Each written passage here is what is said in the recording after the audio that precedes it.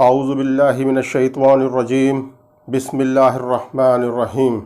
अस्सलातु वस्सलामु अलैका या रसूलल्लाह, अस्सलातु वस्सलामु अलैका या हबीबल्लाह, व अला आलिका व सहाबिका या नूरुम मिन नूरिल्लाह, सल्लल्लाहु तआला अला मुहम्मद सल्लल्लाहु अलैहि वसल्लम।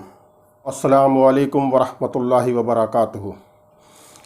दोस्तों, मैं जमाल सिद्दीकी आपका एक बार फिर खैर मकदम करता हूँ आपके अपने यूट्यूब चैनल रूहानी तावीज़ात पर। दोस्तों, आज जो नक्श मैं आप लोगों के लिए लेकर आया हूँ, ये नक्श सहर, जादू, असेब वगैरह का है। अगर आपके घर में कोई ऐसा मरीज़ है जिसको सहर है, जादू है, किया हुआ है, किसी ने जादू कराया हुआ है, किसी पे असेब है या किसी भी तरह की इस तरह का कोई भी मामलात हैं, तो आप उसके लिए इस नक्श का इस्तेमाल कर सकते हैं। या आपके किसी रिश्तेदार में या पड़ोस में या किसी जानकार में कोई ऐसा मरीज़ है जिस पर असेब का असर हो, जादू का असर हो, जिन्नात वगैरह का असर हो, कोई देव परी का असर हो, तो उन सब चीज़ों के लिए आप इस नक्श का इस्तेमाल कर सकते हैं। ये उसी चीज़ के लिए मैं नक्श लेकर आया हूँ। चलते हैं नक्श की तरफ। नक्श की तरफ जाने से पहले आपसे रिक्वेस्ट है कि अगर आपने मेरे YouTube चैनल को अभी तक सब्सक्राइब नहीं किया है तो सब्सक्राइब कर लीजिए और पास बने बेल आइकॉन को प्रेस करके उसे ऑल पर सेट कर दें। उससे फ़ायदा ये होगा कि मैं जब भी कोई नई वीडियो डालूंगा तो आपके पास सबसे पहले नोटिफिकेशन पहुंच जाएगा। वीडियो अच्छी लगे तो लाइक करें और शेयर करें। दूसरों के साथ वीडियो को ज़रूर शेयर किया करें ताकि ज़्यादा से ज़्यादा लोग इससे फ़ायदा हासिल कर सकें। ये वीडियो अगर आप शेयर करेंगे तो अल्लाह ताला इसका अजर आपको ज़रूर देगा। ये कुरानी वज़ाइफ और कुरानी तावीज़ात की वीडियो होती हैं, इससे लोगों को फैज़ मिलता है, फ़ायदा मिलता है। तो इस तरह की वीडियो को आप ज़रूर शेयर किया करें, दूसरे लोगों तक पहुंचाया करें ताकि ज़्यादा से ज़्यादा लोग इससे फ़ायदा हासिल कर सकें। तो चलते हैं नक्श लिखने की तरफ। नक्श लिखने के लिए आपको एक सादा कागज़ ले लेना है। जैसे ये कागज़ है, दोनों तरफ से प्लेन जैसा आप देख पा रहे होंगे, और उस कागज़ में आपने इस तरह से ये बना लेना है। ये 9 खाने हैं नीचे और 1 खाना ऊपर है। आपने 10 खाने बना लेने हैं और 2 ये लाइन खींच करके, ये हाथ हैं, ये 2 पैर, इस तरह से टांगे आपने बना लेनी है। उसके बाद आपने सबसे पहले जो शुरुआत करनी है वो ऊपर वाले खाने से, यहाँ से आपने करनी है। नक्श लिखने से पहले जो ज़रूरी हिदायत हैं वो आपको एक बार मैं फिर बता देता हूँ कि जब आप नक्श लिखने के लिए बैठें, आप इस नक्श को किसी भी दिन लिख सकते हैं असर की नमाज के बाद। असर की नमाज के बाद इस नक्श को किसी भी दिन आप लिख सकते हैं। जब आप नक्श लिखें तो बावजू हालत में हो, पाक साफ हो, और जिस कमरे में बैठ कर के लिखें उस कमरे में किसी किस्म की कोई जानदार की तस्वीर ना हो, कोई हैज़ वाली औरत ना हो, कोई नापाकी वाला आदमी ना हो। अकेले में बैठ कर के लिखें, कोई बच्चा भी पास में ना हो। और जब नक्श लिखें तो बोला ना करें, किसी से बातचीत ना किया करें। एक बार बिल्कुल पहले जो भी काम आपने करने हैं वो आप कर लें और उसके बाद बिल्कुल तन्हाई में बैठ कर के नक्श लिखा करें। नक्श लिखने से पहले किसी गरीब को कुछ सदका खैरात ज़रूर किया करें, ज़कात निकाल दें नक्श की ज़कात की नीयत से। उसके बाद आप नक्श लिखने बैठें। जब नक्श लिखें तो दिली दिल में दरूद पाक का विर्द भी करते रहें ताकि इसके नक्श की रूहानियत बढ़ जाए। अगर आपके घर में कोई भी सहर, असेब, जादू वाला कोई मरीज़ है तो उसके लिए इस नक्श का इस्तेमाल होगा। तो नक्श लिखने का तरीका ये होगा कि आपने ऊपर वाले खाने में एक आयत लिखनी है, मिन शर्रिल वस्वासिल खन्नास। मैं यहाँ लिख के बता रहा हूँ आपको, पहले आपने ये लिखना है, मिन शर्रिल।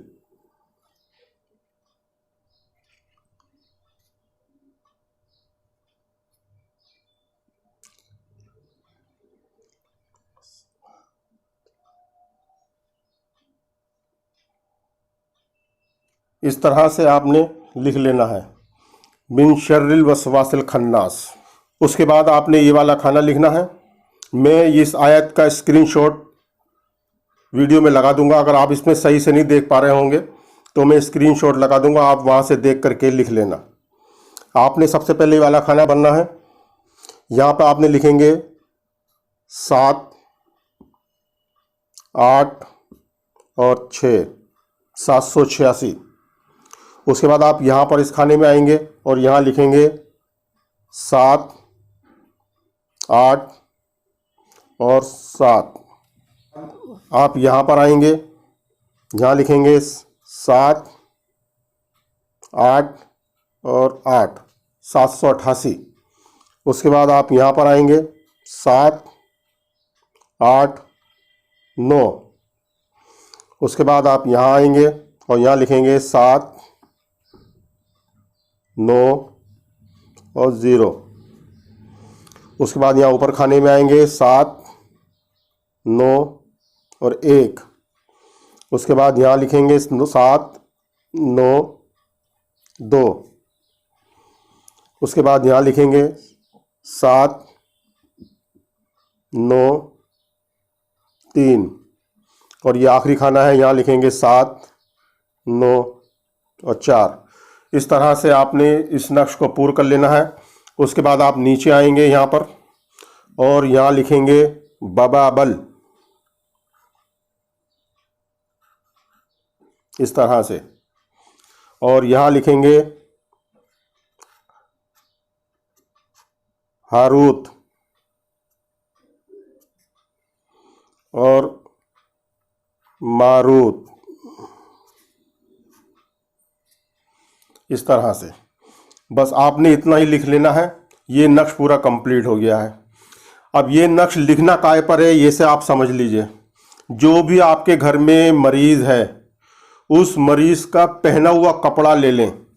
धुला हुआ कपड़ा ना हो, मेला कपड़ा हो जो उसने पहन रखा हो, या तो आप कोई कपड़ा पहले उसको पहना दें मरीज़ को, और फिर जब वो एक दिन पहन ले तो उसके बाद आपने वो कपड़ा लेना है और उसको इतना बड़ा टुकड़ा ले ले कपड़े का जिसमें ये नक्श बन सके, और उस कपड़े पर आपने किसी मार्कर से या काली स्याही से इस नक्श को बनाना है, जो आप देख पा रहे हैं। इस नक्श को बना लें कपड़े के ऊपर। आपने मरीज़ के पहने हुए कपड़े पर ये नक्श बनाना है। और जब ये नक्श बना लें तो सिर्फ इतना ही बड़ा कपड़ा लें और उस कपड़े में मरीज़ के 3-4 सर के बाल अंदर रख के और इसको फलीता बना लें। इसको मोड़ लें और इसके ऊपर पतला सा बना लें। बाद एक चिराग ले लें, नया मट्टी का चिराग बाज़ार में मिल जाता है कुम्हार के यहाँ, वहाँ से एक चिराग लेकर आएँ। नया चिराग हो, कोरा चिराग हो, इस्तेमाल किया हुआ ना हो। वो चिराग ला करके उसमें सरसों का तेल डालें और इस नक्श को, इसकी बत्ती जब आप बना लेंगे वो उस चिराग में इसको रोशन करें, इसको जलाएं। इंशाअल्लाह ताला 2 से 3 दिन के अंदर ही अंदर आपका मरीज़ ठीक हो जाएगा। लेकिन आपने कम से कम 7 दिन तक इसको अमल को करना है। आपने 7 दिन तक इस चिराग को जलाना है। तो आप 7 नक्श बना लें और रोज़ाना एक नक्श को पूरा जला दें।